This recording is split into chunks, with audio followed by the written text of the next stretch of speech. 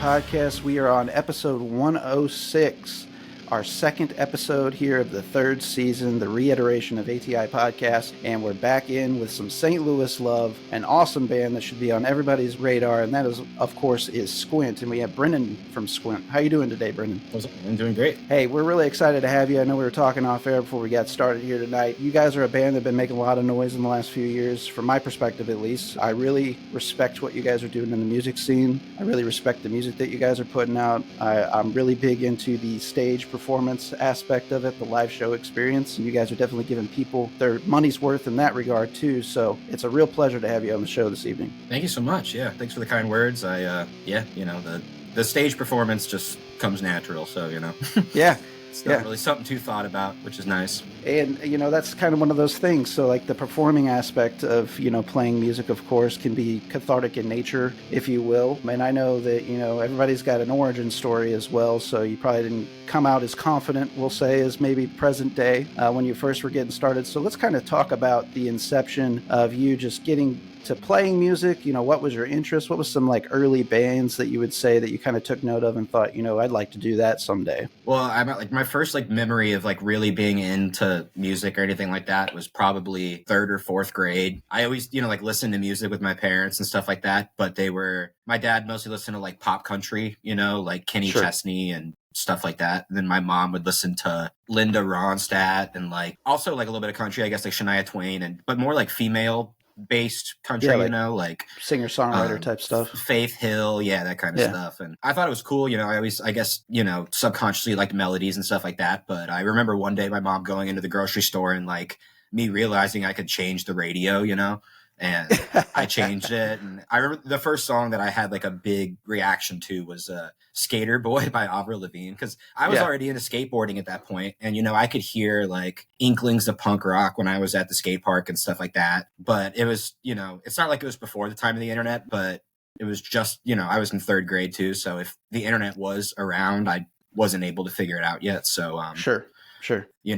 That was the first time I heard a fast drum beat, and stuff like that. And so I kept listening to that radio station, and that's how I found Good Charlotte right after that. And Green Day and Blink-182 and stuff like that. So I really got into all that stuff. And then as I got older, by older, I mean fourth grade, I got into Linkin Park and stuff like that. So, I had punk and metal from a pretty young age, at least a little bit ingrained in me. So, I just kept I kept going to the library and going to the record shops and stuff like that and trying to find stuff in that wheelhouse, the stuff everybody does where you're looking at bands' t-shirts and the liner notes and stuff like that, looking at the bands thanked, and checking their CDs out of the library and stuff like that.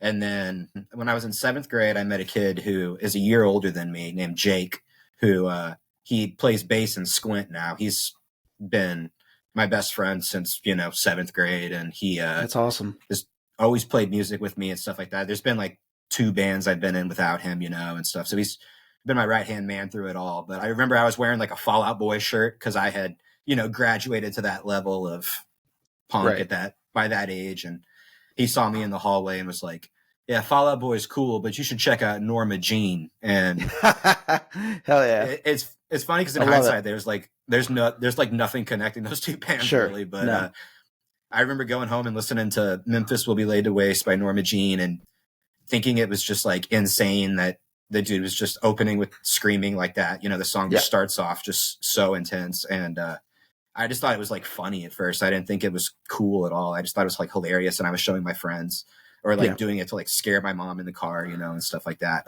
And then over time, I found myself listening to it alone, and going back up to Jake in the hallway between classes and being like, give me more, man, you know? So that's awesome. So I started hanging out with him, and he started taking me, I guess since you're from the area, you might be kind of hip. The Shed in Mahomet, Illinois. It was pretty much based in like Christian metalcore.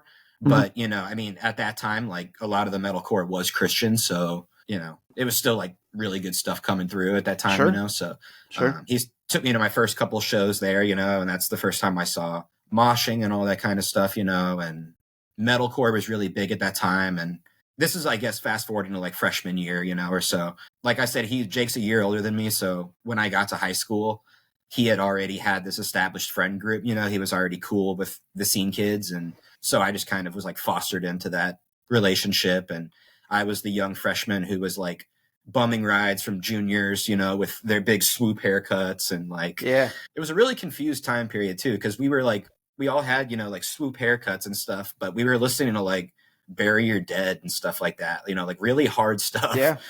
I remember, like my junior year wearing like, there's a picture of me somewhere and I've got like an emo haircut and then a Hoods shirt that says emo killer. And I was just that's so confused. I'm like wearing basically like a self-hating t-shirt, but Yeah, you know, I got the opportunity to open for Hoods one time, and it was at a pizza parlor. The lead singer, it was pretty hilarious. He, Mikey, Mikey. He was like, I don't "Hey, know man," him, but I know the lore. Yeah, he was a legendary cat. He had big personality, man. He had, I guess, a payoff disagreement with the guy who owned the pizza joint, and he was like, "How about you go get some fucking tasty pizza, everybody?" You know, he was just kind of talking shit on the place. In fact, this was actually like my first show that I'd ever played. I mean, I'd played out before, like I was like in jazz band stuff like that. But you know, whenever he popped off with that, I was like, "Well, this guy's kind of being an asshole. You can do that. Like, you can get away with that." You know, it was kind of like an eye-opening experience for me. So it's funny that you bring that name up. I kept getting into, you know, like I said, the scene that I was going to shows for was pretty heavily metalcore, and at that time even like kind of like deathcore leaning. Like I remember, you know, a lot of bands like Through the Eyes of the Dead and like With Blood Comes Cleansing and like just stuff like that was more, you know, like now that I have more of an ear for that stuff, I'm able to realize it was more, you know, kind of like devourment leaning kind of stuff, you know, like that was never really like my cup of tea, you know. I was always going to that kind of stuff. I was always really drawn to the mosh parts and stuff like that, but like the fast technical stuff I just didn't understand or care about, you know. So you know, I just kept kind of like cutting the fat on the stuff that I was consuming, you know. So that's why I was getting into stuff like Bury Your Dead. I'm like, they don't have any of that stupid, you know, like tapping crap. They just got you know, fucking bangers. So you know, I was really into that stuff. And then I kind of had a shift where like, you know, not really a shift, I guess, but I got into stuff more kind of like Have Heart and stuff like that, you know. I just got into it basically from like, you know, you would see like the Hoods logo and it would be in like collegiate font, you know. And then I'd be thumbing through a magazine and I would see like Have Heart or Verse or like H2O and it was in collegiate font. So I was like, oh, that's got to be something that I'm into too, you know? Right. And a lot of that stuff was faster, which I thought I didn't like, you know, because of the blast beats and stuff like that I was so turned off by. This was like faster in a way that I liked, you know? So I started getting into bands that were faster, like Ceremony and Trash Talk, stuff like that. That's probably about, you know, sophomore year at high school, I was getting into that stuff. So when I started my first band, it was called Commodity. It was basically just 100% just, all right, I'm going to play the Ceremony riff backwards, and now that's our song, you know. I love it. Stuff like that, you know. I played bass in it, and I did not play bass. I would just pick it up and go, you know, all right, here are the frets, you know, 9 9 8 8 7 7 6 6 9. All right, that's a song. So luckily, we had a really, really, really good drummer. Shout out to Clayton if he's listening to this. But he was just way ahead of his time. He was listening to, you know, we were like 16, and he was listening to like just stuff from all over the spectrum. You know, he was like listening to like Straight Ahead and stuff like that, and like Youth of Today and stuff that I had never even you know, heard of. And he could just play really, really fast and really, really good. And so we started playing these metalcore shows in Champaign and stuff like that, where we're from. I mean this in the least like, you know, egotistical way possible, but there was kind of like a scene shift, you know, and people started coming to our shows and stuff like that because we were bringing a lot of younger kids from our high school out to them. It was just a lot more accessible, I think, for people because it was just so stupid, you know, like you don't need to understand these riffs. You just need to understand the vibe and you will do just fine, you know. At those houses we were talking about before, like we got on the air, like Error House, Terror House, Dan Aykroyd House. And for anyone listening, these are all the same house. They just had to keep changing the name because cops kept busting it. But we would play there all the time, you know. It didn't take much for a show to be packed there, but, you know, all the shows were packed, and it would be like 40 kids in a basement. No one could move, and it would be like a school night. You know, I had a bad day at math class that day or whatever, and I'm like, screw my teacher, I'm going to rock the show tonight. You know, I felt like $1 million, you know, I felt like a rock star, but we started. That basement was always moist. There was water trickling down the wall, you know, your shoulder to shoulder in there. It was, it had a nice little funk to it. When it got packed out. Weekend Nachos played there once, and there was literally standing water up to people's like ankles, you know, just like a pool basically of just sweat, whatever other fluids were laying on the ground. But we expanded from Champaign and started playing the Black Sheep, you know, in Springfield a lot. They had a pretty strong hardcore punk kind of community as it was, you know. There was metalcore leaning stuff going on there, but for the most part, a lot of the kids there really liked the kind of like youth crew kind of scene, you know, of yesteryear, you know. So we fit in really well there. I ended up moving there when Commodity fizzled out. I, you know, started a couple small bands there with a couple of friends. Nothing that really amounted to too much, you know, but we just played a couple shows and stuff like that. We played a show with a band from St. Louis. They basically came up to me after our set and, you know, we're like, we really like you as a vocalist. This band that they saw me in, this was my first time doing vocals in a band. Up until then, I had just played bass, but I had friends' bands, you know, that we had made from just doing small Midwestern tours and stuff like that. And, you know, whenever my friends would come through, I would always, you know, like sing guest parts for them and stuff like that, you know, like people do, like friends do. And people would tell me that I had a cool voice and stuff like that. And it was my first time that I was like, oh, really? You know, like I never really even considered that, you know? One of those bands I started in Springfield was called Mind Riot. Mind Riot maybe played like 3 shows. At the 3rd show, we played with a band from St. Louis, and a couple of the members approached us and said, hey, we like your singing. Long story short, this band that we're in that just played is about to break up. Our singer is moving, yada, yada, yada. We're starting a new band. Do you want to play in it? I know it's a bit of a drive from Champaign, but, you know, and I'm like, it's only like 3 hours, you know, we can do it, you know, sure, you know, like we just have to be strategic about practicing. So, you know, they had all the members lined up and everything. They just needed me to come down. So I didn't have a car at the time. So I hit up my buddy Jake, of course. And Jake gave me a ride down there, and the guy who was going to play bass just didn't show up. So Jake just picked up the bass and played the songs. And from that point on, Jake was in the band. But that was a band called Out of Time from here in St. Louis. And it was, you know, at this point I've started to understand, this is, you know, I'm probably like 19 at this point. I'm out of high school and stuff like that. I'm like, I've understood hardcore, you know, I've been going to capital H hardcore shows since I was, you know, at least like 16 at this point, you know, like the second I understood what the hardcore punk kind of thing was. The kids who were coming to Commodity shows with me in Champaign, I was saying, hey, if you guys had fun here, there's a band called Trapped Under Ice playing in Indianapolis. You know, I'll load up my mom's minivan. Everybody kick in money and we can go. Hell yeah. And so, you know, I was kind of like showing these younger kids who were only like a year younger than me, you know, but I was showing a lot of them hardcore, you know, and kind of like playing the father figure role, even though I was like a year older. But it made me very confident in this community, you know what I mean? And very confident in myself, being like, this is my shit. Like, I understand this. Let me show you, rather than, you know, like other people showing me other facets of my life, you know? So when Out of Time started in St. Louis, we were all pretty concise and understanding of what we wanted it to sound like. We wanted it to be like reminiscent of like 80s New York hardcore, but, you know, in a modern kind of light, you know, like stuff like Outburst and Breakdown and Killing Time through a more modern lens. So, you know, we did a lot of stuff with bands that were in that general kind of world that were trying to do the same thing as us, you know, like Misery and Backtrack and bands like that. Downpresser were bands that were like, you know, helping us out and riding for us pretty early on, which was cool. That band hit the road pretty hard touring, you know, which is funny because we just we didn't know how to do it whatsoever, but we were friends with a band from the Midwest that I won't name because they are extremely canceled at this point. And I'm sure anybody can read between the lines and know who I'm talking about.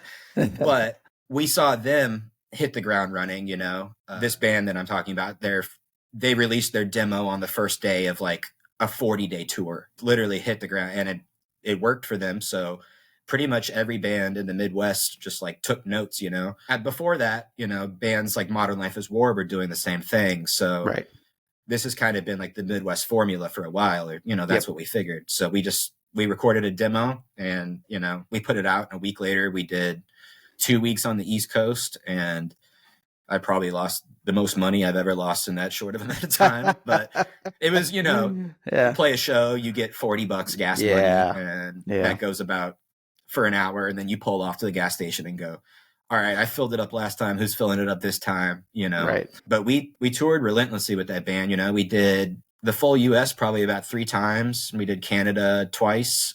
Nice. And like I said, you know, we kind of ate shit for a lot of those years, but, and it never really amounted to a ton as far as like, we never really put out like a ton of music. You know, we were just kind of putting out a 7-inch and then touring off that for a year and then putting out another 7-inch. And in hindsight, I would have liked to probably write more music. And I think we would have probably had more eyes on us that way. But, you know, sure. Hindsight's 2020. So whatever. Right. But, you only know what you know, right? You know, and also through traveling so hard with that band, I made so many connections, you know, and just lifelong friends and stuff like that. And it was also just so cool to get out and see this, you know, community that I care about so much, you know, in all these other places. You know, it's like so surreal when you're like 20 years old and you're at a show in, you know, Boston, and like just being like, it's so nuts. You're this far from home and this many kids get it, you know, or like we played like a reservation out in Arizona. Nice. And, you know, like maybe like 15% of the kids even like spoke English, you know, like they were still talking to us about, you know, like punk and stuff like that. And it was the coolest thing. The band we were on tour with, the kids, it was, like I said, it was hard for them to communicate the whole night and stuff like that. But one of those kids was wearing a Misfits shirt. So the band we were on tour with was like, this song goes out to you, buddy. And they covered Attitude. And every kid in that room knew the words, you know, and it was just such awesome. I'm, you know, getting goosebumps thinking about it, you know, but, so yeah, incredible. Those kind of experiences, you know, I don't regret at all. And, also the music's pretty sick. You know, I still listen to the Out of Time records a lot, and I'm still like, man, this was dope. But, you know, we had, for various reasons, you know, we quit doing it. We had a pretty big falling out with a member, and then, one of our drummer moved to Richmond. So we just kind of stopped doing that. About what time would you say that was that, things wrapped up with that band? 2017, I want to say. Okay. Yeah, probably around then. And then I didn't do a whole ton for probably about a year. And then I started a band called Soulcraft in, I think, 2019 or 2018. At this point in my life, you know, like over that year, I'm sure there's a correlation with this, but over that year of me not creating and not doing anything, you know, I kind of developed a pretty big drinking problem. At the time, it wasn't a problem. It was fun. You know what I mean? It was like, right. Not in like I don't mean to say that in like a, you know, positive way or anything, but I hadn't seen that it was a problem yet. You know what I mean? I was just into partying and stuff like that. And I understand, man. Soulcraft was very much based around partying, you know, like the songs, a couple of the kids in the band were skaters. So a lot of the people who were coming to the shows and stuff like that were kind of from like the skate community.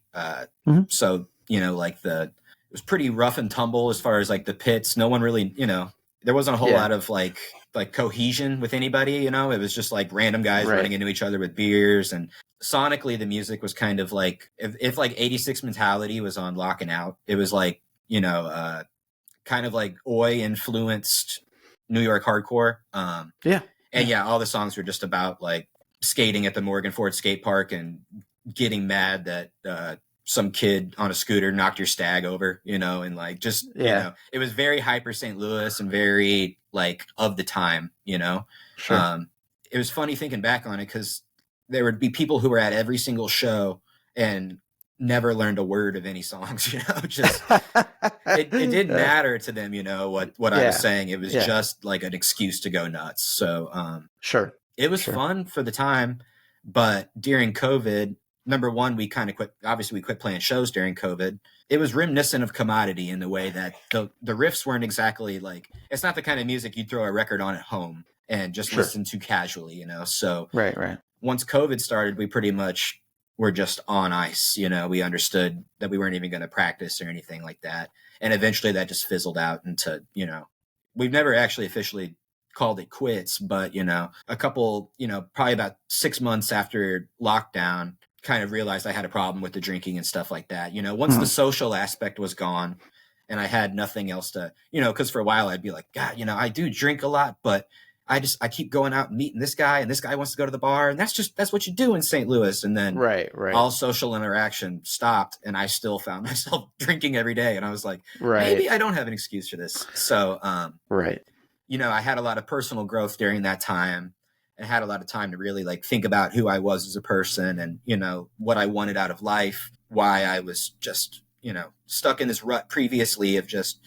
working and drinking and sleeping and working and drinking and sleeping and, you know, just not living life, you know. So music was kind of taking a backseat pretty hard, especially because in my head, I've only ever played hardcore music. So there's no shows. I can't play music, you know. It's not that I was losing the interest in listening to hardcore, but when you can't attend shows, you know, it's kind of, you know, you're not as engaged in the community, of course, and that feeling. People that aren't into hardcore, I don't think sometimes understand that. Not to cut you off, but you know, the community that is hardcore, to me, it's not like, I know sometimes people use this word and it's a bad connotation, but it's kind of frattish in the sense that, you know, it's almost like a brotherhood or a sisterhood. You know, you feel that community support and everybody's very supportive of each other. That's why I love hardcore so much. I feel like there's just a love there that sometimes isn't with some other genres. Personally, outside of, I think the music's dope and I love it, but I just think it's like the cherry on the sundae, you know. So whenever you take away, you know, of course, everybody kind of faced this during COVID, but you kind of take away that community and that communion that you can have, then it kind of loses some of its magic. So I totally understand that. And just, participation and just like, you know, community is such a backbone in it. Yeah. That it just, I don't feel this way, but I heard a good interview with one of my favorite singers is George Hirsch. He sings in the band Blacklisted. And he was talking about during COVID himself, how he, you know, wasn't really listening to a whole lot of hardcore. And he equated it to like, he's like, you know, the kind of people who they don't want to watch sports, but they'll go play football if you call them up. You know, he's like, that's how I feel about hardcore. It's not something that I want to listen to on a headphone while I'm sitting on a train. You know, it's something that I want to be experiencing live and losing my mind, you know? Which, like I said, I don't feel that way. I could throw on, you know, Raw Deal record and just sit there and look at a wall and be like, this is the best time of my life. This is so cool. But, you know, I understand that point of, you know, it's at least 50% of the music, you know, if there's not, you know, kids going off and stuff like that, then it's just not hardcore, you know. And in playing hardcore music too, of course, there's like that cathartic nature too, you know, particularly with a band like yours, that being Squint that we're talking about today. With the performance, getting out aggression, you know, just it's like an exercise, you know. For sure. So that's another plus of that as well. Yeah. Speaking of exercise, when I quit drinking, I got pretty heavily into like weightlifting and stuff like that. You know, just as like a 100% in the beginning, just as like a replacement, you know. Like I was, you know, completely addicted. Like if I missed a day at the gym, I would feel like a failure. And then over time, I found out that that's pretty unhealthy to just go every day and never rest. But anyway, that definitely helped me find a time to enjoy hardcore, you know, during COVID, and especially newer hardcore. You know, for a long time while I was doing the Soulcraft stuff and I was drinking, I was just not necessarily jaded, but I was so just, you know, stuck in the bands that I liked and stuff like that. And I didn't care about any of the new crop of bands or anything. It wasn't until I exhausted all the old records while I was working out that I was finally like, maybe I should check out, you know, this Drain band everybody's talking about or something. Yeah. And, you know, end up liking them or, you know, end up not, or you end up forming an opinion on, you know, and then move on to the next one. But like I said, I just kind of fell back in love with it again. And then when I wasn't working out, I was diving into a lot of these 90s bands that I enjoy, stuff that I've started to enjoy more in my older age, like from like Smashing Pumpkins and Hum and stuff like that to like Superchunk and like Sugar and stuff like that. So, you know, I'm just really deep diving on all these bands that have, you know, multiple albums and just getting a feel for it all and kind of absorbing it all without really realizing it, you know? But well, you know, I think too, over time, you kind of touched on this earlier too, kind of accessibility. I think certainly in my lifetime, in my early formative years, and then maybe kind of towards the tail end of yours, particularly, you know, you're kind of talking about not really knowing how to use the internet and stuff, and what you heard terrestrially over the radio is changing as you were changing the station, kind of helped develop some of your opinions and kind of gauge your interest down rabbit holes. That is an issue that we have to spotlight. You know, that was a thing. You know, you don't have the accessibility. And nowadays, of course, now you can go back and listen to those things. You know, like when I was younger, there was a lot of places selling Hum records, even though I was like familiar with them and liked them. Yeah. Smashing Pumpkins was a little bit more popular. Of course, they played them terrestrially, but you know, there's a lot of bands that I've went back and love even more so. Like Failure was a band that I loved a lot when I first heard them. With Six Flags being a part of the WB at the time, they would actually promote their artists that they had signed to their labels. So I saw the Stuck on You video at Six Flags while I was waiting in line for the bumper cars up on the TV. That's so sick. And I'm like, man, I got to check this band out. Well, I misremembered what the song lyrics were. I thought it was Suck on You. So I went to Walmart at the time, which was like the only place around that I could buy a CD. I ended up picking up an Eve 6 record because I thought it was that song on there, and I ended up liking Eve 6 fine enough. But yeah, they're pretty good, solid little catchy band. But it wasn't until like 2015, whenever Failure reformed, my buddy Ridge was like, "Hey man, these guys just got back together," and I was like, I know I'm familiar with these guys, and then I was like, "Fuck, this is that band I've been looking for all these years." Sure, right? The second you hear that, yeah. I'm getting goosebumps right now. Now. The tones on that record are so good. Like, the bass tone on that record is untouchable. But I love that band. I got to catch them summer before last, whenever they played at Pops. And man, that was an amazing experience too. And for a band that basically just like runs through like fractals and like straight into PAs, they are one of the top 5 loudest bands I've ever seen live. Still, somehow they know what they're doing. Greg's a wizard. Like I can't recommend that enough. But sorry not to interrupt. But I wanted to highlight like the accessibility thing, because some people might be listening to this, like people younger than us, and like, well, how did you not check out those bands before? But accessibility was an issue for a period of time in our lives. For sure, yeah. It was just limited to what the library had. And I mean, by my freshman year or so, I had pure volume and stuff like that, you know? Yeah. And by my senior year, I had I was set. I had MySpace, the B9, MediaFire. I was, anything I wanted, I could find within seconds on MediaFire. Yep. Going down those rabbit holes. Yeah, no, the Blogspot era was honestly pretty sick. But I found out about a lot of really cool ass bands from the Blogspot era. Yeah, without question. The faucet was on from that point. I was just trickling down band after band. But Squint kind of formed in the ashes of all these experiences that you're talking about now. Let's talk about how Squint got together. Yeah, right around that time period, once shows basically started soft launching and coming back, and interaction was just coming back in general. My girlfriend and I were at the farmer's market one day, and we ran into Ian, who plays guitar in Squint. He's a guy I've known for a long time. The job I was working at when I was like a huge drunk or whatever, he was like the overseer, like manager, like whenever he would come in, everybody would be like, shit, corporate's here kind of deal, and like straighten up. So it's really funny now that I used to be scared when he'd come in that he was going to fire me. And now I just like throw like little oranges at his head in the van and stuff like that. Like I just mess with him while he sleeps now and stuff. It's funny to think about, but yeah, I ran into him and his wife and we just started talking. He was telling me that he had written some demos and stuff like that if I was interested in doing something with them. And he had been in a band prior called New Lives that I don't think they've ever actually, like, they still technically are together and stuff. They just don't do a whole lot, but they were very much like title fighty worship, like that kind of vibe.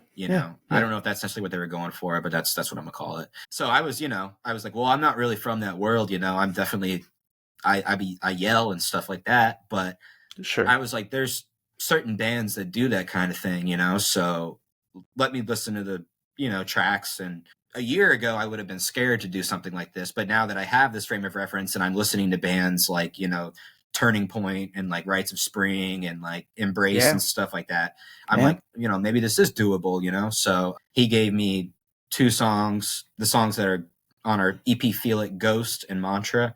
Those were the first 2 he wrote, and he sent them over to me, wrote lyrics to them, recorded them on my phone, I didn't have a car at the moment. Like, I think it was just in the shop that week or something. It wasn't like I've, long time without a car at the moment, but, sure.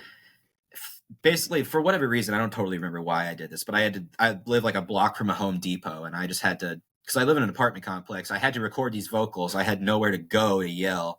So at like 2 a.m., I waited up all night, and then at 2 a.m., I went to this Home Depot parking lot and just like quickly screamed into my phone. It's like echoing through the parking lot, If you listen to like the original demo and stuff like that and isolate the vocals, you can hear like horns, like people honking in the background and shit, with sirens and stuff. That's great. General St. Louis noises, but. Yeah, right. But yeah, St. Louis ambiance. I sent that off to Ian. Yeah. We should have just kept it on the record, but yeah, I sent it to Ian and he was into it. So, we pretty much built the band from there. Our drummer, Will, he's like a local dude we've all known for a while. And, he plays drums in like a indie kind of more like coffee rock, like Wilco style band, Yeah. But he used to play way back in the day. He used to play bass in that band Mind Riot that I mentioned. A lot of, I mentioned to Ian, I was like, I want Will to be our drummer. And he's like, Will, like, he's like an indie drummer. And I'm like, no, you don't know. Will's got this side to him. He used to be a hardcore kid, so, and I mean, he was into the idea. He wasn't like Will, but Sure. He was just like, I think everybody was surprised when they found out that Will absolutely rips on the drums, He's a great drummer. Cause yeah, he's just so in the pocket in the other band that he plays, so, which, arguably I think is sometimes harder, but, I'm not a drummer, so I don't know, but sure.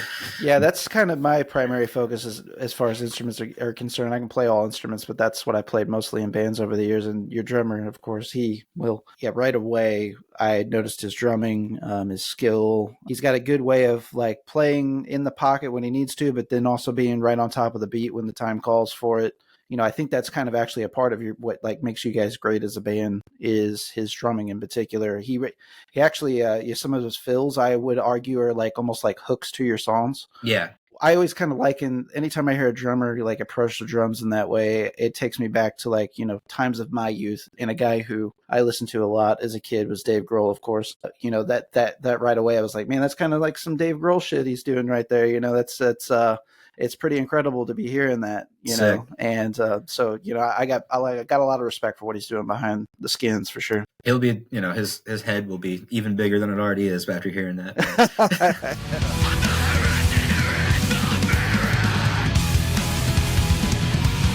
He's incredible. Everybody in this band I'm constantly amazed at, the stuff that they do. Yeah. Obviously, bass, I said Jake. Jake's got to play bass because he's Jake. He's in everything with me. So that filled that role. And then Ian, like I said, he used to play in New Lives, and he's been best friends with this dude named Dave for like a decade. And I've been well aware of Dave for a while because he shreds, So yeah, when he said Dave should play guitar, I was just like, yes, he should. That'd be awesome, So we all sent around the little demos and stuff like that and got familiar with a couple songs and got together. And I think that was like November of 2021 or something like that when we first got in a room together. And we wrote, a couple more songs. And then in February, we went out and cut them with Gabe at Encapsulated. Yeah. And then we dropped it in May, so it all was pretty quick as far as the turnaround and stuff like that. Sure. And then the attention was pretty quick too. Sunday Drive had a pre-existing relationship that band New Lives that I had mentioned. They were one of Sunday Drive's like first 5 releases or something like that. Okay. So, Ian and Dave have known Jonathan for a very long time. And so when we had the rough demos for Squint cooking, we sent them to Jonathan and, FaceTimed him and basically just asked if it was something he'd be interested in. And he was, so awesome. We put the demo together, released a single, and it took off pretty quickly as far as I'm concerned, like as far as previous successes of my other bands and stuff like that, all of a sudden it was, even just seeing, 1,000 people had listened to this, I was just like, oh my God, Sure. I don't think 1,000 people listen to Out of Time in our entire musical career, and I put so much blood, sweat, and tears into that. And like this, so it was very validating, and it was very like, it was helpful too to have all these pre-existing relationships that I had mentioned in the past, because obviously, definitely all the people I've met, people that like, my Ottawa friends or my San Francisco friends or my, Florida friends that would not otherwise have had this band on their radar are now reposting us, and stuff like that. And so, I definitely think that, the current climate of social media had a lot to do with the success, but very nice to have, so many people caring about it right off the bat. Yeah. And, made the first show really cool, showed up and kids already knew the words and stuff like that, which was, that had to feel great. Yeah, pretty surreal, and, we just pretty much have been trying to keep the momentum going since then. As that first EP was coming out in May, we were already writing for the next one. So we recorded another 4-song EP that fall. We just in this last year released both those, on vinyl. We had them both on cassette, compressed them, just side A, side B, each respective record, just drop that on vinyl just to kind of hold people over, because we have also just in this last year recorded an LP. So hell yeah, I'm excited to hear that. That kind of brings us to where we are now as far as like releases and stuff like that. So the combo of the 2 EPs, of course, was Feel It All, Wash Away. A band, whenever they put out 2 individual releases, sometimes EP here, EP there, bands sometimes progress over their sound, even if it's just a few months. But whenever you guys put those all into one body of work, it flowed together really nicely. I don't know if like you could have planned that any better, or happy accident.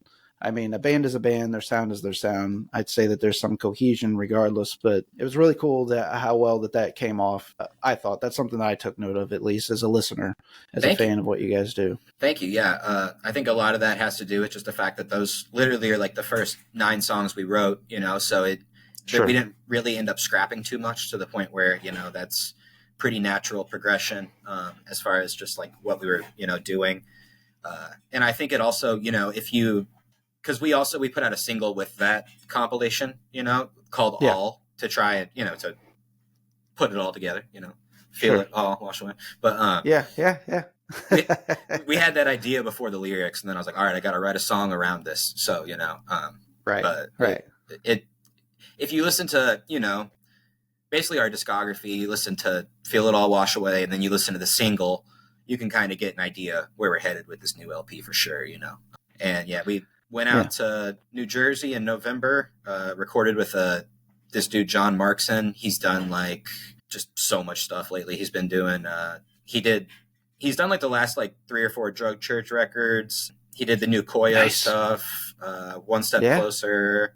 He just put out a single for Karma today. He's just all over the place, We went out there for 2 weeks or so and recorded 10 songs with him. And so those should be dropping in the near future. Well, it's kind of funny. You've kind of laid some eggs here and there of thoughts that I had coming into speaking to you tonight. And that is, I'll start by saying that your guys' music, I think, has a reachability. Sometimes folks and play what you like. I'm not trying to like say this in like a backhanded compliment way, but you guys have an accessibility to your music. I feel like that maybe people that, you're going to get people that aren't into hardcore. You're going to get people that maybe not be into alternative music, but you guys could play with bands in both of those areas and not be out of sorts. I was trying to kind of pick apart your guys' sound individually and things that I heard and things that it reminded me of. And I was like, okay, maybe the more fun thing is to think about all these bands that these guys could play with regardless of time. And you mentioned a band earlier that I thought would have been amazing to see you guys play with, and that would have been Have Heart. I think that would have been a great show that you guys could have played with. Now, of course, I mean, that's kind of possible if you were to play with Fiddlehead, who I think you guys actually sound a little bit like as well at times. So, I think there's definitely some translatability there, but you guys could go, even harder and not be out of sorts. And, I had some thoughts in the sense of, I could really see these guys kind of doing the the Long Island hardcore stuff. So it's funny to hear that you have went out and recorded out there. You know, I could see you guys being on a Koyo bill and being received very well. So, and I know you guys have played with a lot of varying hardcore acts already and very credible folks, and had a lot of amazing opportunities, festivals. Yeah. I think there was that festival out in Oklahoma, if I remember correctly, that you guys played. A lot of awesome bands on that bill. Yeah. In fact, I think that's where your Hate 5-6 videos from. Yep. It was that. Yeah. So, yeah, I mean, I really enjoyed that set. I'm a big follower of Hate 5-6, anything that cat puts out. Even if it's a band I haven't heard of, I usually check it out. But, I mean, like the sound quality, sometimes the sound quality is a little difficult depending on the venue that he's at and stuff like that. But I thought you guys came off really well. I mean, the live recording sounds incredible. I really enjoyed it. Yeah, I believe they have someone in-house, a guy named Emmett at Flyover Fest. He does all the sound for Sonny. He does all the audio for that festival and stuff like that. But yeah, Sonny's, contribution to hardcore is like, amazing. Going back to my, my life story or whatever, right around that like 17, 18-year-old age, being on the B9, when I was first coming across all those Hate 5-6 videos, back when he was on like Vimeo and stuff like that. I've discovered so many bands that way, because of the area he's from, like I had said earlier, like Blacklisted is probably one of my favorite hardcore bands and one of my biggest influences vocally. And I remember just rewatching those Blacklisted videos from like the whatever that church is called. It's got the alphabet on the stage, First Unitarian, I think. But First Unitarian, you got it. Yeah, just watching Blacklisted, the singer play barefoot and going, oh, that's so gnarly. Yeah.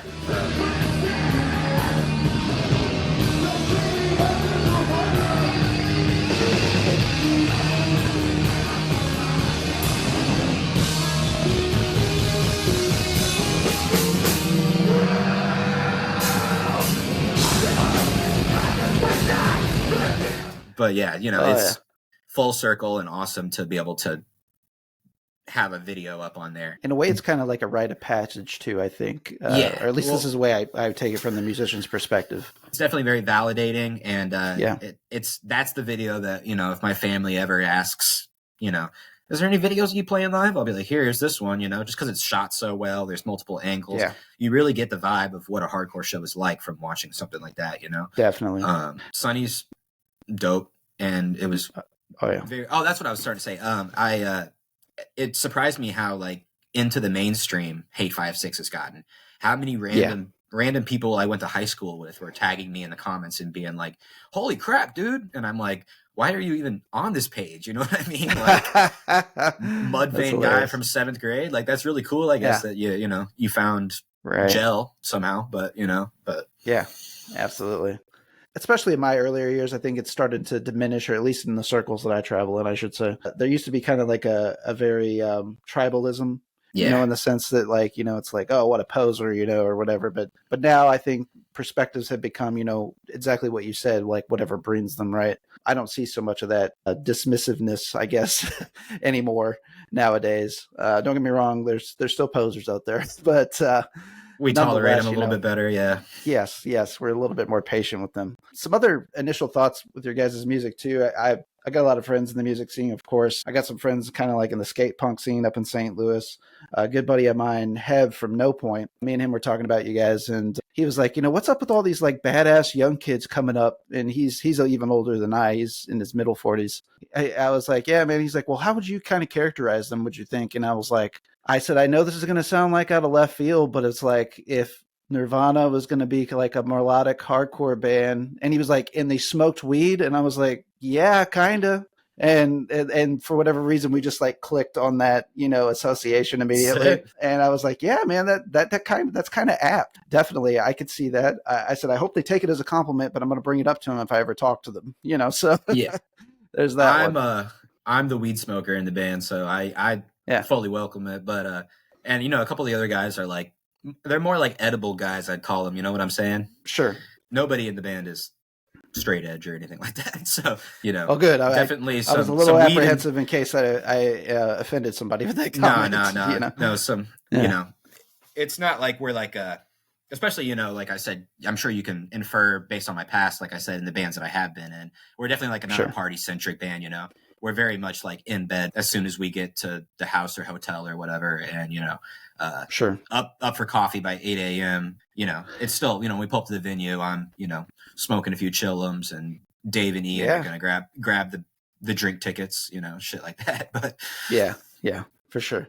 Yeah. And I think like a lot of like how you partake, of course, has like how you're introduced to it. You know, like the first time I ever smoked, it was like, oh, here's this dirt weed. It's like, okay, you do what you can and what you get your hands on. So, you know, people that and I used to actually be a smoker as well. So, you know, I don't, you know, cigarettes, of course. And so I still like enjoy actually smoking it. I know it's not like the healthiest way to, you know, go about it, but I understand that there's folks out there that just do the edible thing, or like drinks or candies and all that stuff. And that, you know, hey, do your thing, you do you. yeah. But, you know, I think that's, you know, I can't ever see myself not smoking. It's just like my thing. I don't know if it's like the hand to mouth thing, or I personally enjoy it. Like I crave it from time to time. Yeah. Like the actual act. Yeah. Right. Exactly. Yeah, I don't get that as much because I was never like a cigarette smoker growing up or anything like that. But I feel you, you know, for the most part. For sure. I was just gonna say with the Nirvana thing, one of the better compliments we ever got. We played off Broadway. This dad and his kid came up to us, and you know, the dad was like, "I want to say something, but I don't want to offend you." And I was like, "No, say it, man. Come on, what's up?" You know, and he was like, "You guys sound like if the Pixies were really pissed off." And I was like, "That's so cool, dude." You know, I like, you get it. Sometimes young kids come to me and they go, you guys sound like Drug Church. And I go, oh, you know, thank you, you know, but you know, that's not what we're going for, you know, like sure. Drug Church are dope. And we're definitely all pulling from the same tree as far as like, you know, we got a few of the same bands in our pockets for sure, as far as influences. And definitely, we all really like that band a lot, you know, but it's just, you know, when someone does come up to me and be like, you know, you guys sound like if, you know, like, Husker Du had the guy from Madball singing for it. I'm like, yes, man, you get it. Cool, you know? Yeah. Yep. That's another great correlation that I didn't think about. But certainly the Pixies thing did cross my mind as well. One thing I got to highlight too is your vocal and vocal stylings. And I'll kind of start the conversation. I think we have very similar upbringings in the sense that, you know, the first time I heard screaming in music, I was kind of like dismissive of it, like making fun of it, then found myself like listening to it in private moments. Like it was like frowned upon in my household. I came from like a very religious, conservative household that like you had to listen to Christian music and things like that, very closed off from the world. But whenever I got into my late high school years, I started like exploring these things on my own. Whenever I started getting into screaming, I found myself more and more attracted to like vocalists that I could understand the enunciations of their words. And I always have a respect for that because it's like, it's kind of a difficult task to achieve sometimes. And I don't mean to like be like the old man in the room, but sometimes it's difficult for me to pick out what's being said depending on the person's vocal styling.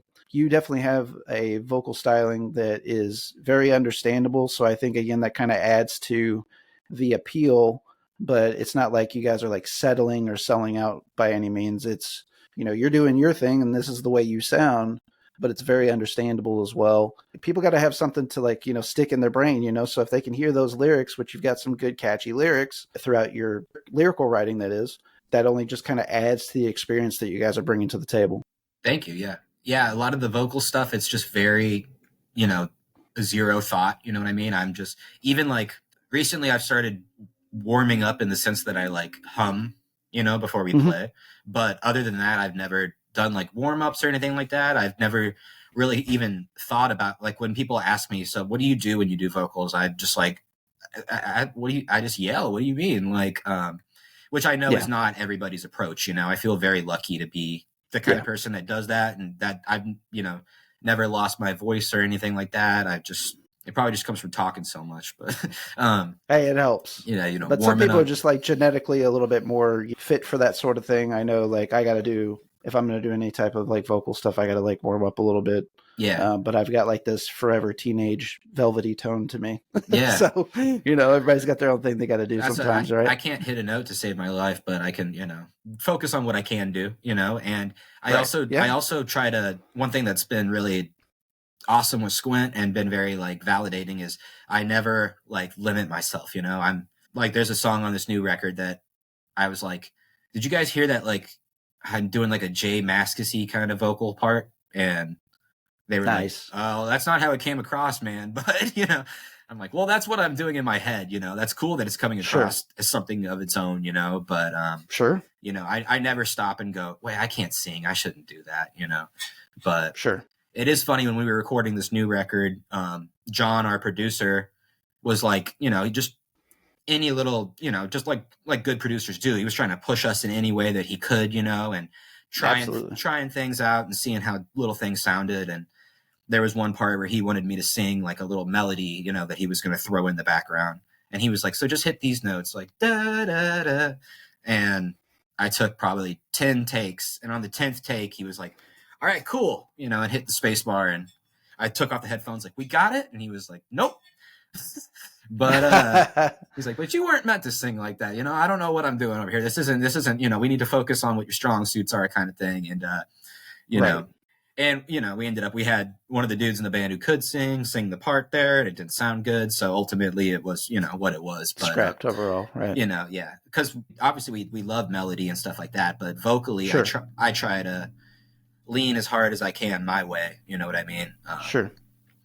Well, I mean, there's still melody in your guys' music, and it usually comes through with the guitars. What stands out to me with the guitar playing, it's at least one of the last things I want to pick out and highlight is I'm just like big with like octave chords cutting through and like just doing a lot of string bends and stuff. And you guys do a lot of that. Like, I don't know what it is. It's kind of like the I don't know if you've ever seen the Dave Chappelle skit with John Mayer when he busts into the office room and John Mayer's playing electric guitar. He's like, watch what these white people do. Yeah. And they start dancing, breaking out into dance. It's like, that's my go-to for me. It's like, yeah, let's hear some octaves. Let's hear some chord bends. Yeah, I'm going to break out into a dance. So like, to me, you guys like are just feel good music. I like throwing you guys on and, you know, getting in a good positive place. And a lot of that comes through with the guitar work that I think.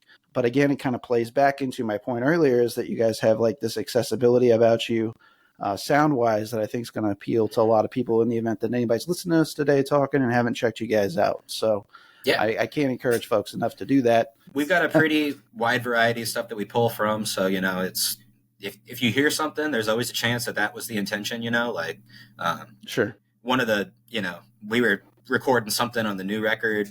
We were like telling Will, you know, play that drum part again. And he was like, oh, that National drum part. And we're like, you're like pulling from the National for like this hardcore record, you know? We've got a part on this new record I like to call the Built to Spill mosh part. And it's just nice. Yeah, it's like if that. But it's funny that you mentioned that Chappelle Show skit, because that's one of my favorite. Before like Seeds or Pigpen or anything, I'll crouch down and get my water bottle and yell, play the fight riff, Ian, play the fight riff, you know? Hell yeah. So yeah. Hell yeah. I'm very familiar with the skit. I guess, you know, maybe bands that somebody's not like really clear with like what I'm referring to. If you've ever listened to like bands like Smashing Pumpkins, they kind of employ a lot of that guitar style playing.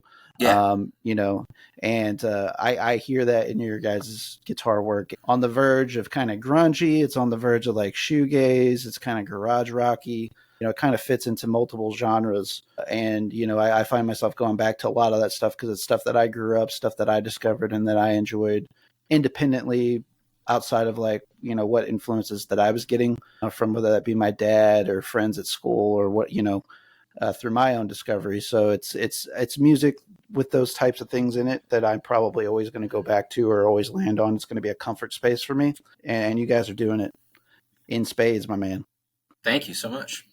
I'm excited to get this new record out. Hopefully, you know, as we said, you know, it'll be out later this month, or not this month, sorry, later this year. So we'll be starting to drop singles here pretty soon. You guys in the mastering stages? Have you guys sent that off for mastering, or is that all done, or where you at in the process? Yeah, we just sent back the mix notes, you know what I'm saying? So we're just getting the final mixes back and then approving them and mastering. So like I said, I don't know how much I can like talk about on put his business out there, but John, who produced us, he's been pretty busy these last few months. So, you know, we got in at a good time as far as, you know, before all the chaos. But even you mentioning some of those bands before, like Koyo, I feel like is really starting to blow up too with their record that they put out last year, which is an incredible record. It's really good if you're kind of into that like Long Island hardcore stuff. It's very, very catchy, very fun, good party vibe. They're getting ready to play in Springfield here soon. I know this year they're going on tour and they're playing in Springfield, Missouri, which, funny enough, and you might be able to speak on this better than me because, I don't really go down there, but they seem to have like a pretty good heavy music scene going on down there. I think you guys have played down there a few times. Yeah, like is it Dumb Records that's down there? Oh, Springfield. Okay, yeah, there's Springfield, Illinois, and there's Springfield, Missouri, and they're both both very solid. But and I'm very sorry to all the Missouri people, but for the record, I am Team Springfield, Illinois, all the way. But yeah, Dumb Records is my favorite place to play in the country. Nice. Look up some Squint videos from there, and you'll see why. The kids, the average age there is probably like 16. Go circles.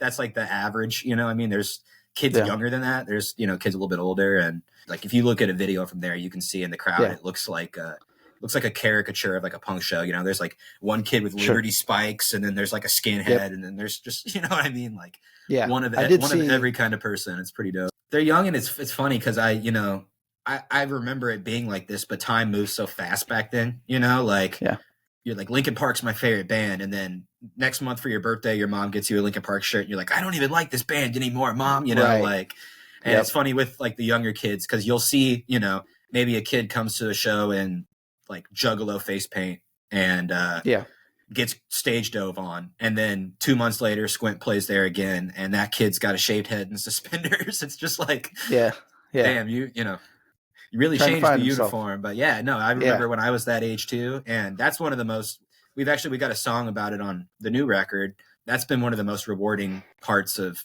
Squint and just like the current demographic of hardcore shows is how young people are, getting to meet 16-year-old kids coming up to me and going, like, wow, you guys are so cool. You guys are, and me like wanting to grab them and be like, you don't understand. I was you, you know what I mean? Like I was literally the one on the other end of this conversation. So like, it's got to be rewarding to be able to kind of like pay it back, the roles have reversed for you too. Yeah. There's, hardcore has given me so much in so many ways, as far as like down to my personality and my confidence, like, I don't think I would have, like the job or like the business opportunities that I do in my life if I didn't have the confidence that I gained from punk and hardcore, and I want kids to have the same thing. And, I can't talk, in front of anybody like I do on stage, like not like I open up so much up there, but it's just, there's no nerves when I'm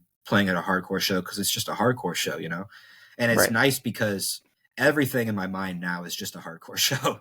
So if Squint plays a 600 cap room and it's sold out, it's still just a hardcore show. So it's fine, So that's just how I keep the mentality. Whenever Out of Time was touring back in like, I remember specifically, we would play Springfield all the time, and the shows were always insane. There was a band from there called Free at Last that actually they put out a record on Triple B, like towards the end of their career as a band, but they just did a bunch of demo stuff prior to that. They would book shows there. There's a band now called World I Hate from Milwaukee.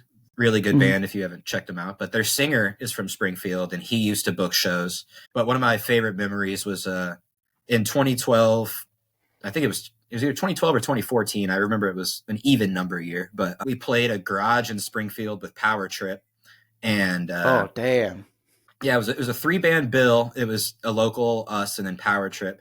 We pulled up, and it was some like detached garage from a house.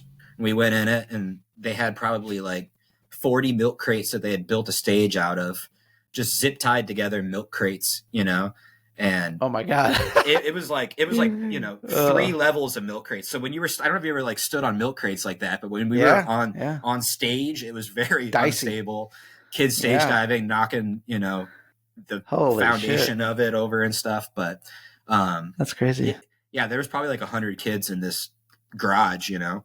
I remember, so we played, or the local played, we played, and then Power Trip weren't there yet, you know. So they called Power Trip and found out that they were probably about 45 minutes away. So they just cleared out like a space in the middle of the garage and busted out some boxing gloves, and kids just boxed for 45 minutes. Oh, there was like the venue just turned into a fight club, essentially, you know. I mean, it wasn't terrible. It wasn't any worse than the moshing when the bands were playing, but you know, then Power Trip showed up and seamlessly, you know, the gloves went away, the boxing ring turned into the pit again, and you know, wow, incredible. Rest in peace, Riley Gale, too, man. Truly, I remember that was tragic. We were smoking with Power Trip after the set, and Riley told me the reason they were late was because he was sitting in the living room of his house before leaving with his roommate, and his roommate was like smoking a bowl, or there was a half smoked bowl sitting there on the table, and his roommate got up and walked away and was like, "Don't hit that bowl," and walked in the other room. And Riley, of course, is like, the second the dude walks out of the room, hits the bowl, and it was fucking packed with DMT. So Riley's just like, "Oh fuck," you know. And it kind of threw him off his routine, you know, getting ready for the road. So absolutely, that's what he blamed for being late. And I always thought that was so funny. And Riley was an awesome dude. He in the out of time days, he used to book us down in Dallas at he would run a venue down there called 1919 Hemp Hill. And it was just like, I don't even know how to explain it. It was like if Dumb Records wasn't a record store and had no like real purpose, you know, like I think it was a bookstore on paper, but it was just like a grimy hole in the wall with tons of holes in the wall. And, you know, you can look up videos of it on YouTube and videos of Power Trip playing there. And it was insane always, you know. But Riley was always super supportive.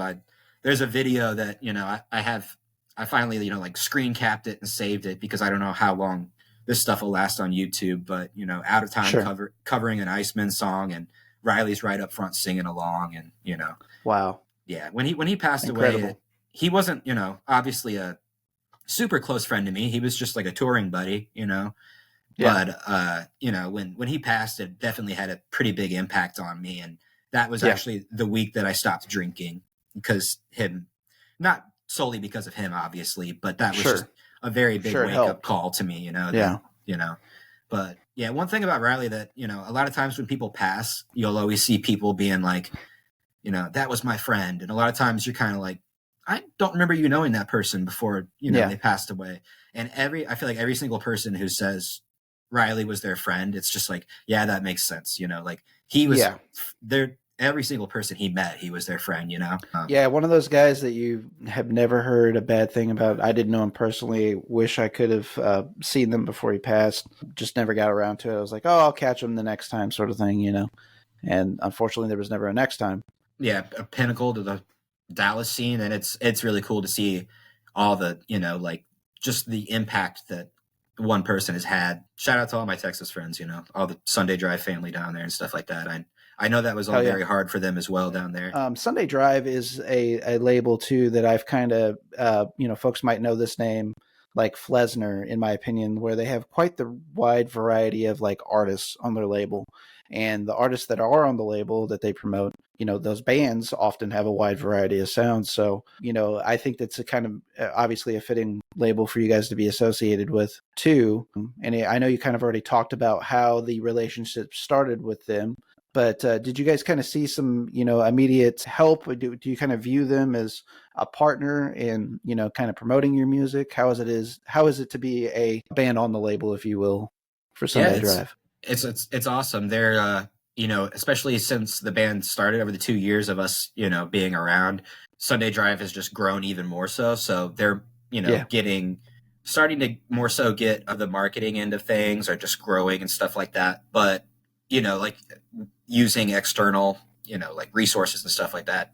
But prior to that, Jonathan, he's always done a really good job of branding, of like cohesion. Like he does all the graphic design for the label. Like, obviously he doesn't do every shirt that we have or anything like that, or like our album art, but a lot of the way that the band is presented and a lot of the way that all the bands on Sunday Drive is presented is his doing. And he just has a very cool aesthetic, I think. I think it's very different than a lot of other graphic designers and people who run labels, which he does both of. He's graphic designs outside of, he runs the label himself, but professionally he graphic designs. So he's real good at that kind of stuff. And sure, like I said, just definitely has an eye for it. So we definitely benefit that way. And then just the family also, we there's a Sunday Drive Discord that we're all on, and everybody just, knows each other real well. Whenever there's anything that's not announced yet, but, getting cooked up, like there's a whole, like a tour sub page that we all, work with each other on and send each other messages. I book shows in St. Louis, but I'm pretty selective about, the days I can book on, the bands that I'll book and stuff like that. Sure. But if you're on Sunday Drive, it's a given. I'll just, yeah, I got you. You're in the family. And, awesome. There's a lot coming up and stuff like that. Like, newer bands on the label. Like, I don't know how much I can talk about this, but I will be, like doing some guest vocals for some other bands on the label and stuff like that. That's pretty far outside of the Squint wheelhouse, but, we are connected in that way, Sure. And then, this last year we went down and played the Sunday Drive Showcase down in San Antonio, I think it was, somewhere in Texas. It was awesome. It was like a message board meetup type deal. Everybody got to know each other in person. Yeah. A lot of us already had, pre-existing relationships with some people, but didn't know the others, and such a good time. Able to kind of connect those dots in person. It's funny that you bring that up. I was kind of curious kind of how that experience went. I knew that they did a showcase, and I thought it was in Austin, but you're right. Yeah. I think you're right. I thought it was a cool concept too, to have a showcase like that. I mean, I'm sure plenty of other record labels do, but I don't know if it's just because I've paid attention to them more. Of course, we've had previous guests on from Sunday Drive Records on the podcast too. So, it's a label that I keep my eye on in particular. And again, back to that variety piece of things. I'm always looking for something new. I try to push the bounds of like what I think my taste is, at times. So I'll give anything a chance. I always think that there's genres that I can say like blanketedly, like I'm not really interested in that, but there's always been exceptions to the rule. I always hear something occasionally that, I like I'm not the biggest country fan, but I like outlaw country, stuff like that. Like, who doesn't like Willie Nelson to some extent, or for sure. Johnny Cash or those cats, the original Hank Williams. Hank the Third's not too bad either. I'm just not so much into Junior personally. Yeah, I'm not like Jake in our band. Actually, he's like a country head, but I'm not super versed in it. But I feel there's always those bands that, like I had said earlier, the death metal stuff has just always missed me completely. We played that Flyover Fest last year in Oklahoma. I saw the band Peeling Flesh. Have you ever heard them? Yeah. Yep. Sure have. After I was just like, this is so sick. And afterwards, like, I to an extent, I get it now. I don't know. I listen to them at the gym a lot. I've checked out the bands and they're, related to, and a lot of them just aren't for me, but just for whatever reason, that's the one band that when I want to listen to some pig noises, that's what I'm going to throw on, Yeah. So. Yep. There's some good bands out there in that genre. It's not my favorite genre, although I have a lot of bands that I do like in that genre. Like Ridge, who does our podcast with us, he and his brother kind of head the waxing on piece of what we do. They do a lot of physical media reviews and curation on their piece. So we usually do collab episodes for like albums of the year. We'll do concept episodes. This year we got cooking. We're going to do a Korn self-title retrospective. So we're going to talk about the original Korn album self-title and go through track by track and kind of talk about that in retrospect and how impactful that was in our youth, and go through and evaluate if it all holds up to present day and what artists maybe you can kind of look at present day that maybe were inspired by them. So that kind of gives you an idea of what they do over there. But, he's a big death metal guy. He's always trying to turn me on to new stuff. So I'm always open to it. I came from the heavy music scene and, we toured with a lot of bands or played with a lot of bands, I should say, that might be kind of there or adjacent to that. So I try to keep an open mind to it, but it's, if I'm going heavy, I'm going probably something in the hardcore realm or hardcore adjacent, post-hardcore, like emo violent stuff. Like, some of my favorite, well, arguably one of my favorite bands of all time is Converge. I'm a huge Converge guy. Seen them so many times. I got the opportunity to talk to one of my, I love the fact that they got together, but Jerome's Dream a few months ago. Yeah, I like those guys a lot. Really cool guys. I saw that guys on there. Yeah, I saw that you had them. Really solid guys, and on Iodine Recordings, doing a lot of cool shit. Back to you and what you guys are doing. I just can't express enough how appreciative I am of what you guys are doing, because to me, at least my perspective in my world, it's something different. It's not something I've seen coming through the St. Louis scene in particular a ton, and I'm really looking forward to the next opportunity I can get to catch you guys in person. Thank you. Yeah. We're trying to be kind of selective about our St. Louis shows this year, but we're being that way because we're going to be hitting the road later this year. So if you're down south and listening to this, we'll be coming your way, and if you're overseas and listening to this, we might be coming your way this fall. Yeah. So awesome. Well, I'm excited for you guys and those opportunities. As we wrap it up, Brennen, I want to hit you with some quick questions just to get to know you a little bit more personally and our audience. So we'll talk about some things real quickly if you care to indulge me for about 5 to 10 minutes. Yeah, let's do it. Of course, being a music fan, we'll start there and we'll kind of transition into some other things. Let's say you were to be on a desert island. What are some key albums for you? And I like to do the Mount Rushmore number. So let's say like four albums that you would absolutely have to have if that's all you could listen to on a deserted island. Bright Side by Killing Time. Trying to pick a Jawbreaker record, but I guess if I could only get one, I'd probably go with 24-Hour Revenge Therapy. Yes, thank you. I love Dear You too a lot. But, I do love Dear You too. Oh man, I love 24-Hour Revenge Therapy so bad. That's another that turns 30 this year. Damn. That's another one that's 30 years old. That's crazy. Yeah. Into the Throes by John Moreland, which is actually like a more country album, but he's one of the guys that slips through the cracks for me, and I actually really like him a lot. That one's not on my radar. I'll have to check that out. It's just good. It's kind of like, sad country music, but that's okay. That's probably my these are all just, like knee-jerk picks. Maybe if I actually had to sit down, but and then for my last one, I'll go with Illmatic by Nas. Solid. Love it. Love the variety. I'm a big Nas guy. Nas is a guy that I didn't appreciate enough when I was younger, and I got into like my older years in particular. I love and listened to plenty of rap my entire life, but Nas was somebody that I came to a little late. I don't think enough people talk about Nas, even though you hear a lot of, about how incredible he is. Nah, a lot community.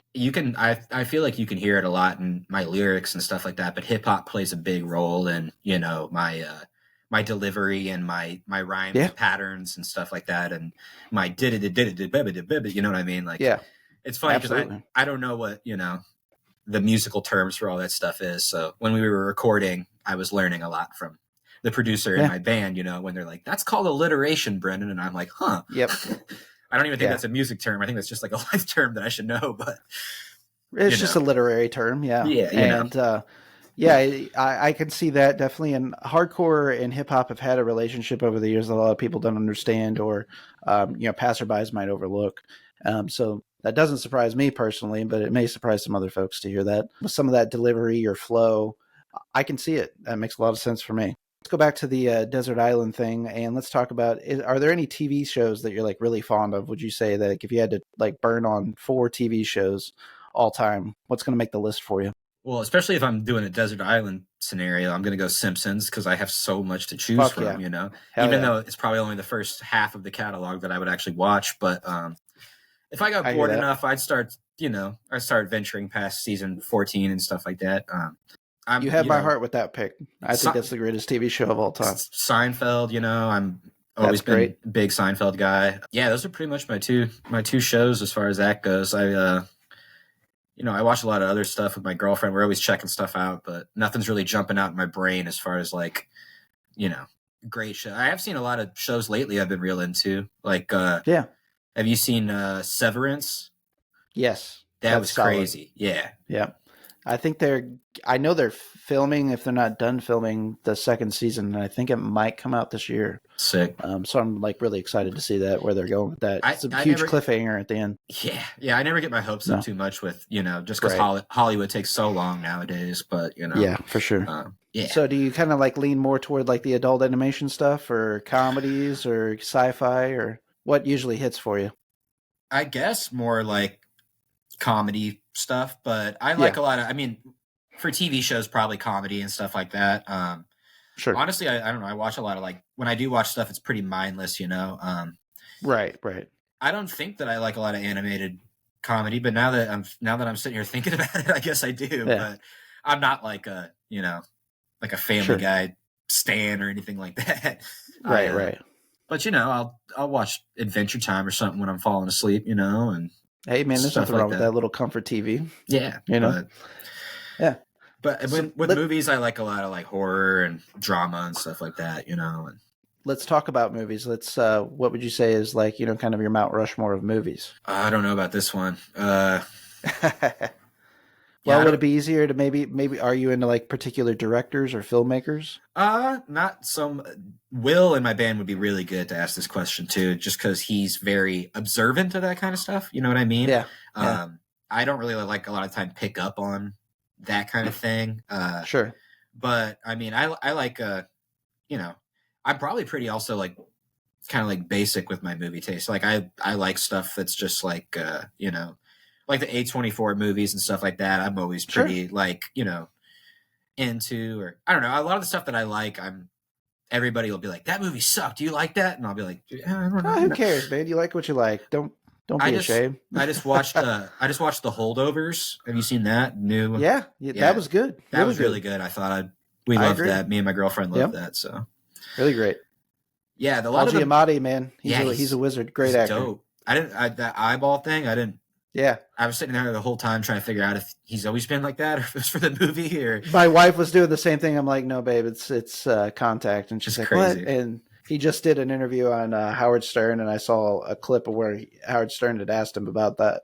And I sent it to my wife. I'm like, see, it's Contact. Yeah, no, you can tell her I'm on her team too. Yeah, I didn't know. So. Yeah.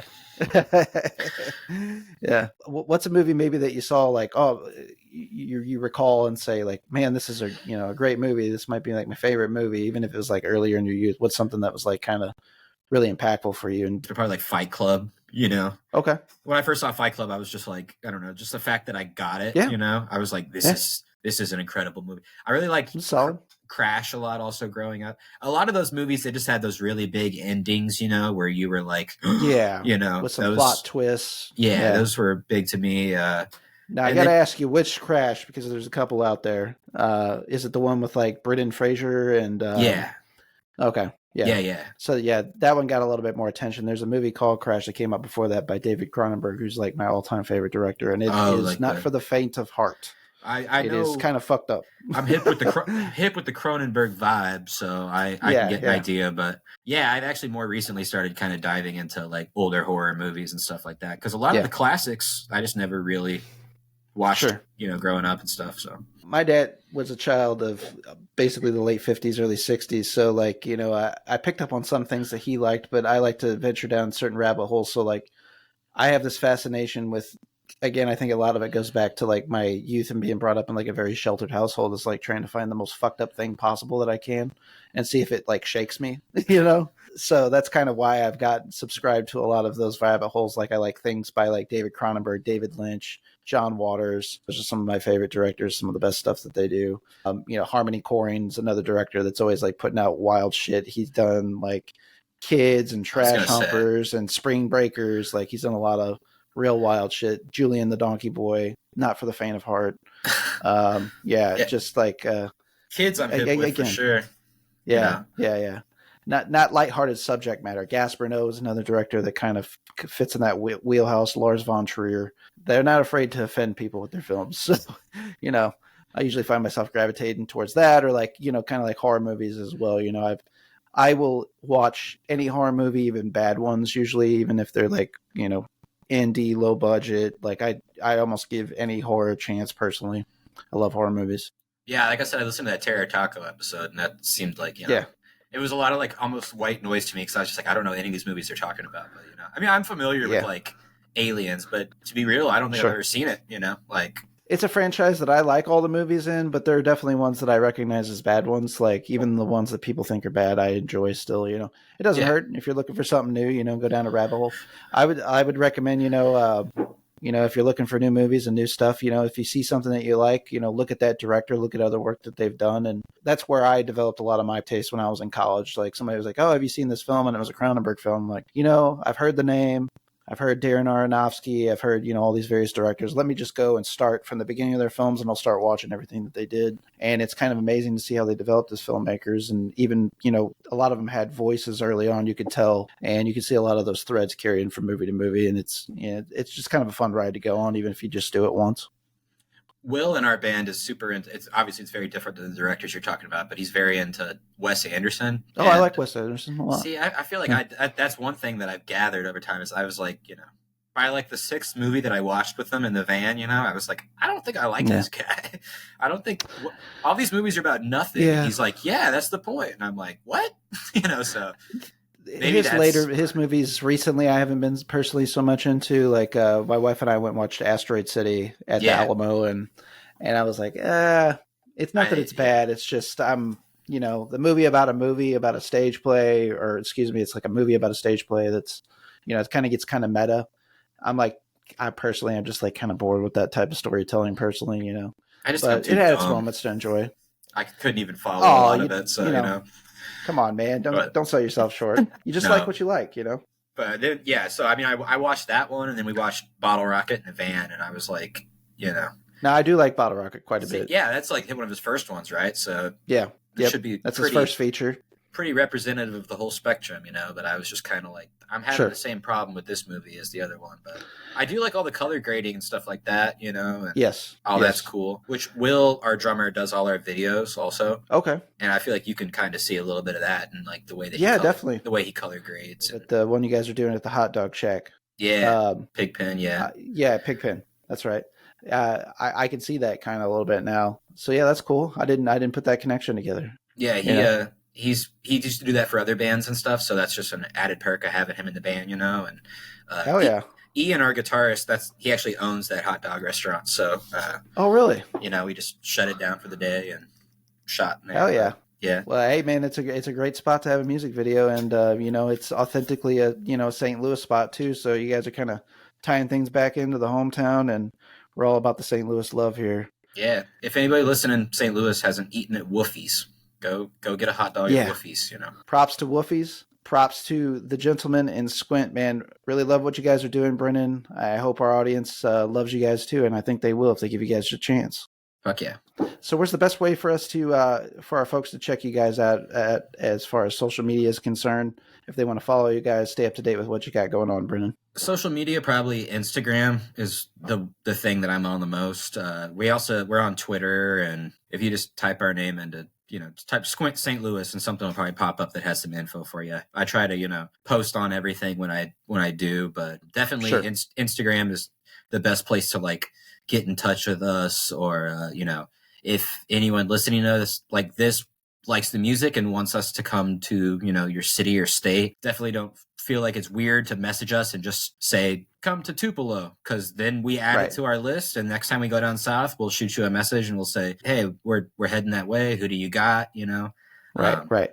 We book everything ourselves, so anything like that's super appreciative. Just letting us know where people want us, because otherwise, we don't, we just got to decide ourselves where we're heading. So it's good to have those resources, and if you got people that are fans of you in those towns too, they're going to be a little bit more encouraged to kind of pair you with folks that are help you guys with a turnout and promote the show and all that stuff too. So it's kind of a win-win, really. For sure. And yeah, I know sometimes you can hit up bands on, you ask a band a question and they never even open the message or anything like that. And we're pretty good about, we do this all ourselves still. It's still, it's a hardcore band. It's always going to be a hardcore band. So, just do things the way I've always known how to do them. So, Absolutely.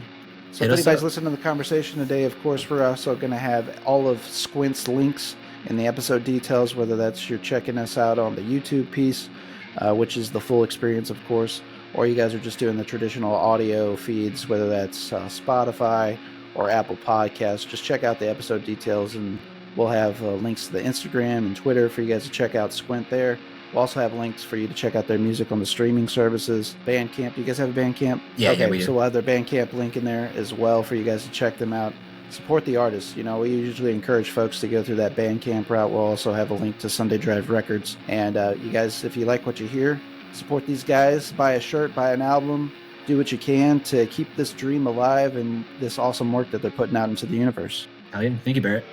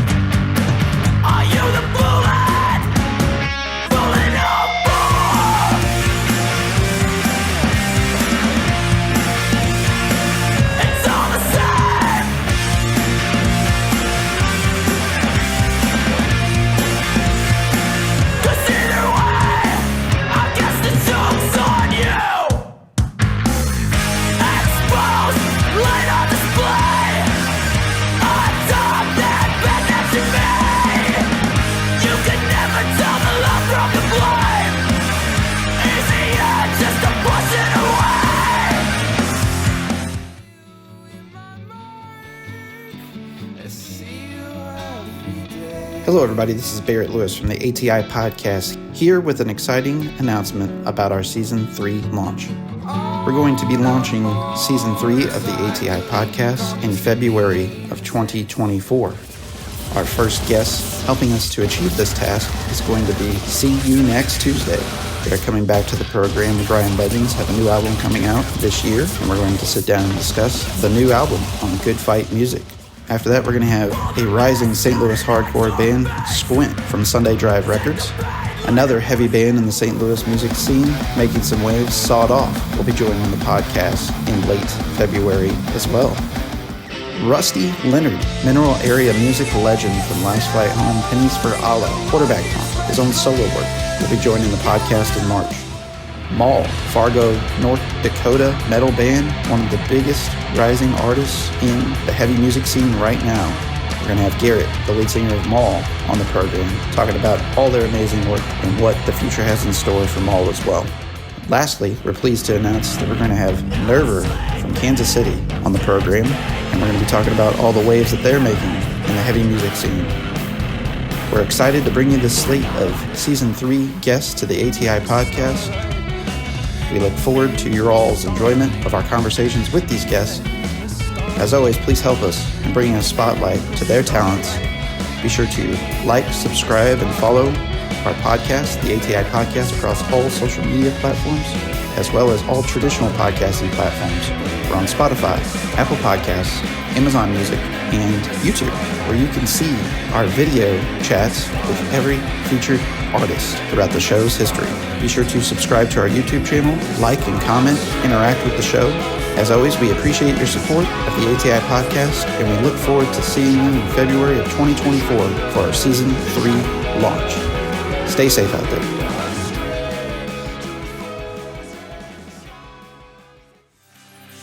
Hey, this is Barrett from the ATI podcast. Episodically, I will be chatting with a featured guest, bringing a spotlight to their craft. Artists, musicians, filmmakers, actors, small businesses, athletes. Nothing is out of bounds. Hear my discussion with rising talents and entrepreneurs across all traditional podcasting platforms, as well as YouTube.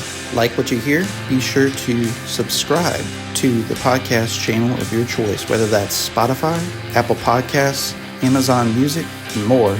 Just click the subscribe button and leave us a 5-star rating. Also, subscribe to us on YouTube, where you can get full video episodes of the ATI podcast and see our guests in their work. Stay in touch with our ongoings, events, and guest list across all major social media outlets: Instagram, Facebook, TikTok, X. Just search the ATI podcast. We would like to thank you all for your continued support, and as always, stay safe out there.